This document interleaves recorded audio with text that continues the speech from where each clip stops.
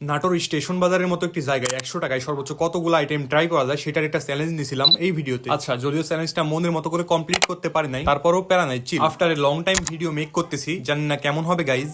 গেছিলাম মূলত নওগাঁতে, তো ওইখান থেকে আসার পথে ভিডিওটি করা হয়েছে। এই যে দেখতেই পাচ্ছ বাংলাদেশ ব্যাংকের 100 টাকার একটি নোট আমার হাতেই, আর আজকে চ্যালেঞ্জটা শুরু হবে 100 টাকার নোট দিয়ে। চ্যালেঞ্জটি শুরু হওয়ার প্রথমে আমার চোখে পড়ে একটি ডিম সিদ্ধর দোকান। এইখান থেকে আমি নিয়েছিলাম সবচেয়ে কম মূল্যের একটি ডিম সিদ্ধ। এখান থেকে একটা ডিম সিদ্ধ নিচ্ছি মাত্র 15 টাকা দিয়ে। ভাই বিষয় হলো এই শীতের সময় ডিম সিদ্ধ খাইতে কিন্তু ভালোই লাগে। যাই হোক, ডিমটি খাওয়ার পর মিশন শুরু, সে 100 টাকার নোট আমি তাদেরকে ধরাই দিই, তারা আমাকে 85 টাকা ব্যাগ দেয়। এরপর আমি চলে আসি পাশের একটা চিতই পিঠার দোকানে। এইখান থেকে আমি একটা হলুদ চিতই পিঠা নিয়েছিলাম, মানে চিতই পিঠা তো হয় দুই ধরনের, একটি সাদা অন্যটা হলুদ। এক পিস চিতই পিঠার দাম ছিল মাত্র 5 টাকা। পিঠা খাওয়ার আগে আমি তাদেরকে টাকা দিয়ে দিই। দুঃখের বিষয়, ভিডিওটি এডিট করার সময় বুঝলাম আমার ক্যামেরাম্যান একটু দুর্বল ছিল, মানে ভালোভাবে ক্লিপ নিতে পারে না। যাই হোক, 5 টাকা হিসাবে ঝাল টাল দিয়ে চিতই পিঠা ভালো লাগতেছিল খাইতে। তো এখান থেকে পিঠা খাওয়া শেষ করে আমি চলে যাচ্ছি সামনের দিকে আসতে দেখি এখানে ডিম দিয়ে সিদ্ধ ছোলা বিক্রি করা হচ্ছে। এক বাটি ছোলা নিছিলাম মাত্র 40 টাকা দিয়ে, ভাবলাম খাইতে মনে হয় অনেক স্বাদ হবে। যাই হোক, বাকিটা পরে বলতেছি, আগে মেকিং প্রসেস দেখি। শুরুতে এখানে একটি বাটিতে ছোলা নিয়ে নেওয়া হচ্ছে, তারপরে ম্যাগি মশলা ইউজ করলো, দেন পরে আরো কি কি যেন দিয়ে আমাদের ডিমটিকে কুচি করা হচ্ছে। তো তারপরে রেডি হয়ে যায় আমাদের 40 টাকা মূল্যের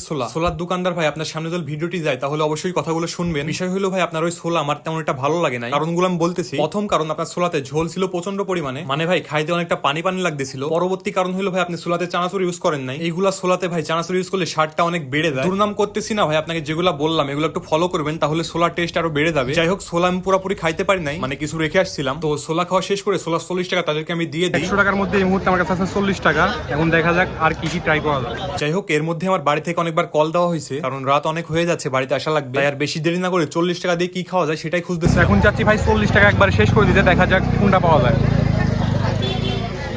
ভাই 40 টাকা কোনো কিছু হবে? 40 টাকা ভাই মানে প্যাকেজ মূল্যে কিছু নাই, তবে যদি আপনার না থাকে আমরা বিল করে দেব।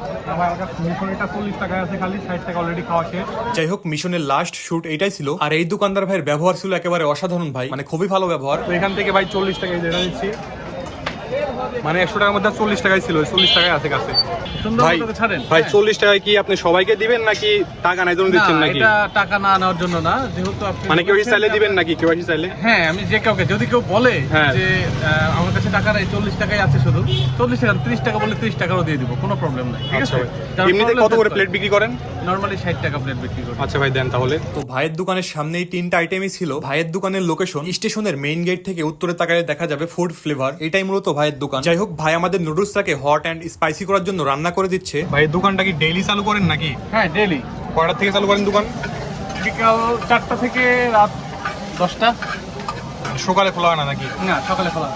যাই হোক, অল্প কিছু সময়ের মধ্যে আমাদের খাবারটা রান্না করা হয়ে যায়। একটি দুঃখের বিষয় শেয়ার করি ভাই, আমি মূলত কোনো খাবারে টক পছন্দ করি না, মানে ঝাল হলে কোনো প্যারা নাই, বাট টক হলে একটু প্যারা আছে ভাই। তো এখন বিষয় হলো, এই খাবারে ভাই একটু টমেটো সস অ্যাড করছিল, যেই কারণে আমার সস দিয়ে খাইতে ভালো লাগে না, বাট সস ছাড়া একটু খেয়ে দেখলাম যে কেমন লাগে। আসলে ভাই সস ছাড়া খাইতে অনেক ভালো লাগতেছিল খাবারটা। অবশিষ্ট 40 টাকা ছিল, এটা এখানে শেষ।